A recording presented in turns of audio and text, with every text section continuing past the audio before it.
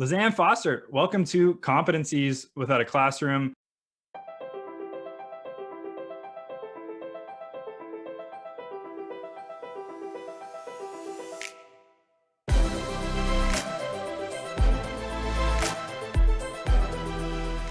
Lisanne, I'm super excited to talk to you today. You've come highly recommended from one of my favorite educators. So I'm really looking forward to everyone who's listening getting the chance to learn from you as well. But before we get into all the amazing work that you're doing in the classroom and with your students, Lisanne, we're going to start today with the most important question that you're going to get all day.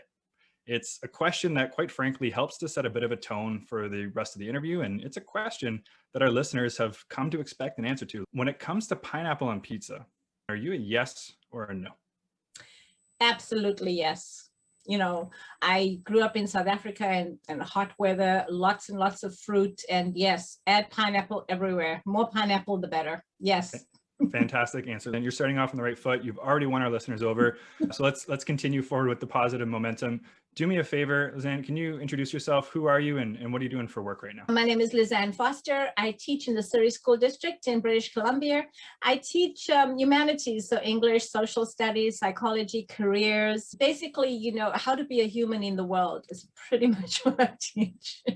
I love that. And that makes you a perfect guest for this podcast because we're talking about the human skills, these core competencies, these 21st century skills, whatever you want to call them, that makes us human, makes us different than this age of automation and machines that we keep hearing about, right? So let's actually dive into that, Lisanne. With the first season of this podcast, we focus on talking to industry. So your CEOs and your hiring managers, trying to uncover what are those 21st century skills that they look for when building out their teams.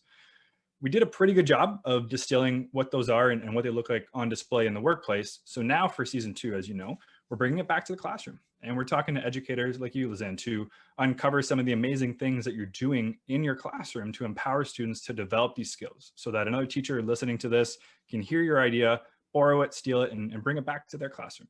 So Lisanne, what's something you've done over the years to work with your students to develop one of these core competencies? So one of the things that I think is so crucially important for my students to learn for their careers and in their lives is what anger is and how to manage their own anger and how to deal with conflict. I think, you know, we've got tons of examples in the world right now of people who don't know how to handle anger and don't know how to handle conflict. And that is the most important skill. It might also be because I come from South Africa, and during the apartheid era, you know, there was a lot of conflict. Like everything that's happening in the States right now is very, very familiar to me. And so I come out of a deep need to help people to understand when they're in conflict with somebody, what is going on. And I teach this, it doesn't matter what course I'm teaching, I teach students what's happening in their brain when they're angry and why they might be angry. I tell them that when they are angry, they are never angry for the thing that they think they are. And that no one, this is what they hate this when I teach them this part, no one makes you angry. The switch in your brain that actually sends the cascade of chemicals that gives you the feeling of anger, you are the only person who has access to that. I'm going to illustrate it through examples. So one day I was in my class and I was teaching, and you know, as a teacher, you've got 1,000 things happening at the same time.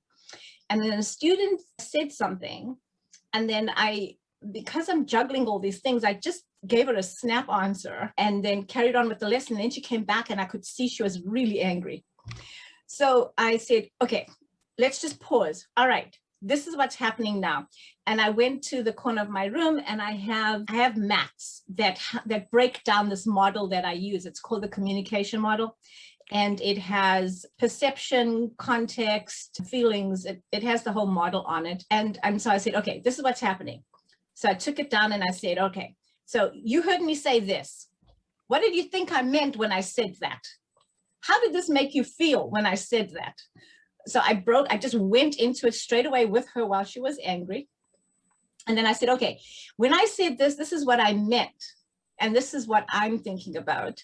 And the point is to show that each of us is in our own worlds always. Like you and I right now are having a different experience of the same conversation. Even though I speak English, you speak English, we understand the words of what's going on, but we have a different experience. Everybody watching this right now has a different experience.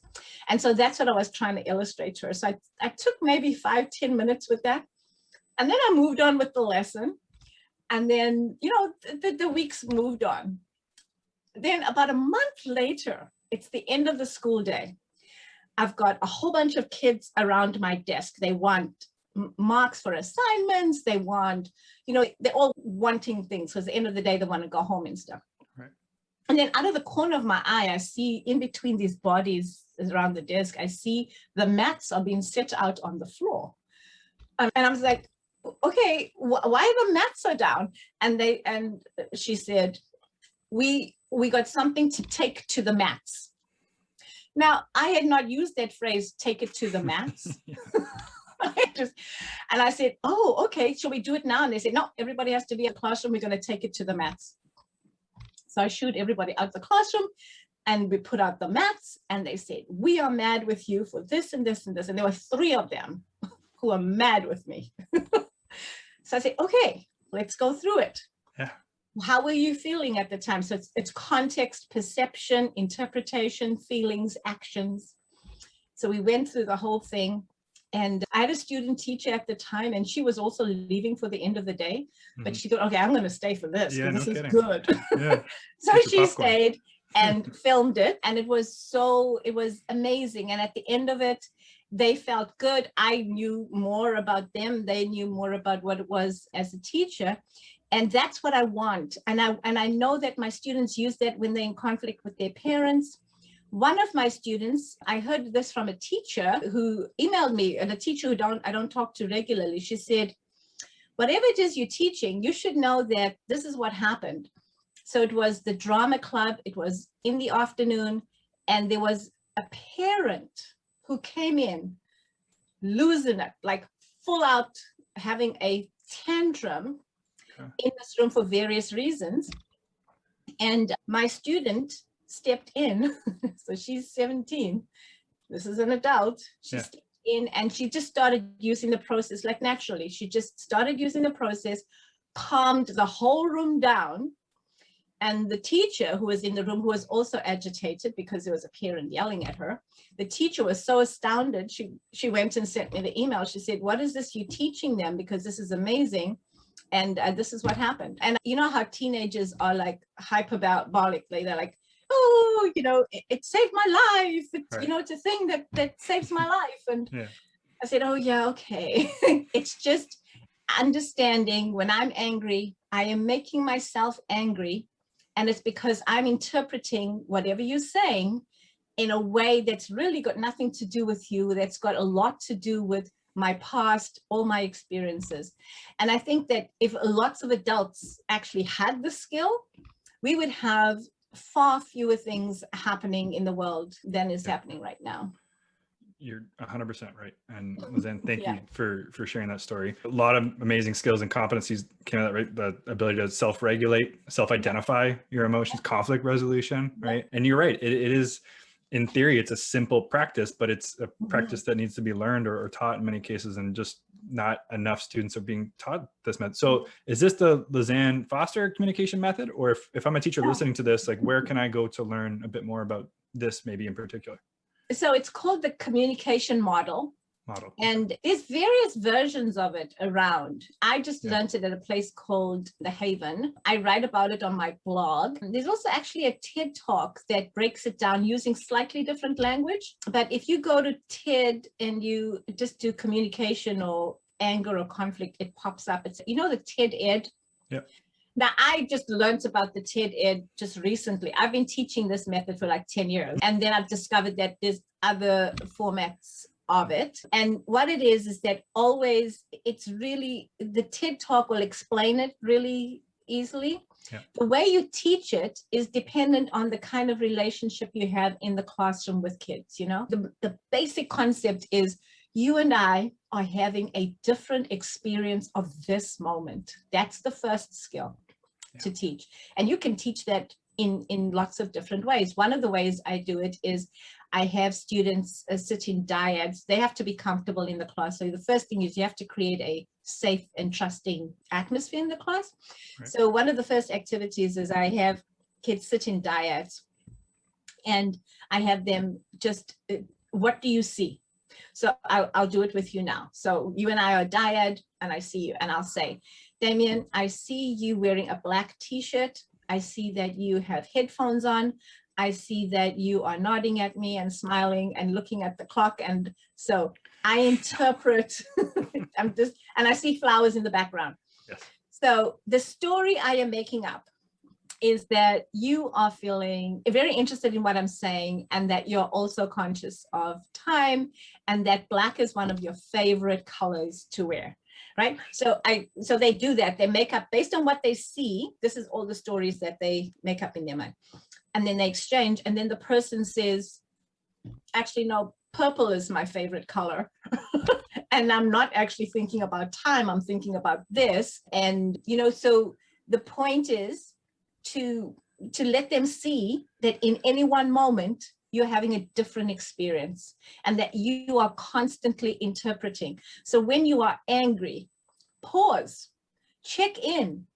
What is my interpretation of this moment? And the phrase that I teach the students is, what story are you making up right now?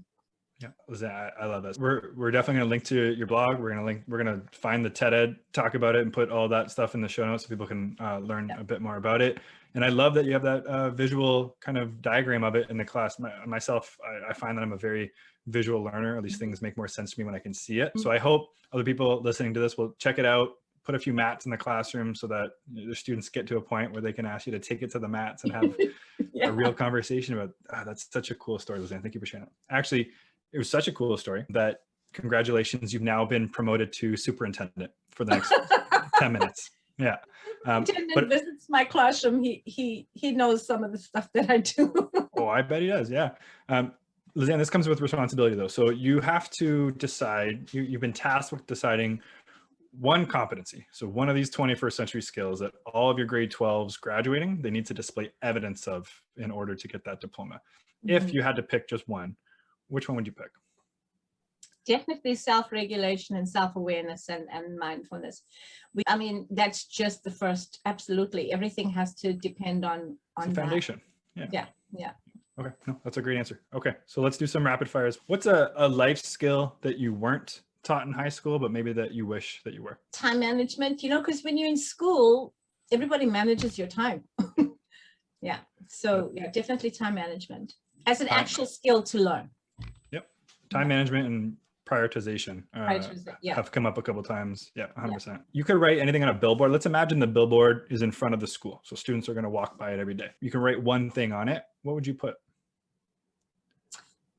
You are enough. You are okay. Yeah, there's nothing wrong with you. Just be you. Do you. I love that. Yeah, I think I know how you're going to answer this next one.